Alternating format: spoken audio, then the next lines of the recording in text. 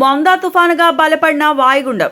బంగాళాఖాతంలో ఏర్పడిన వాయుగుండం బలపడి మొందా తుఫానుగా మారినట్లు వాతావరణ శాఖ తెలిపింది. నైరుతి ఆగ్నేయ మధ్య బంగాళాఖాతంలో ఇది కేంద్రీకృతమై ఉంది. ఇది పశ్చిమ వాయవ్య దిశగా కదులుతోంది. గడిచిన 6 గంటల్లో గంటకు 16 కిలోమీటర్ల వేగంతో కదిలింది. మంగళవారం ఉదయానికి తీవ్ర తుఫానుగా మారే అవకాశం ఉంది. విశాఖకు దక్షిణ ఆగ్నేయంగా 710 కిలోమీటర్ల దూరంలో, కాకినాడకు ఆగ్నేయంగా 680 కిలోమీటర్ల దూరంలో, చెన్నైకి తూర్పు ఆగ్నేయంగా 600 కిలోమీటర్ల దూరంలో తుఫాను కేంద్రీకృతమైంది.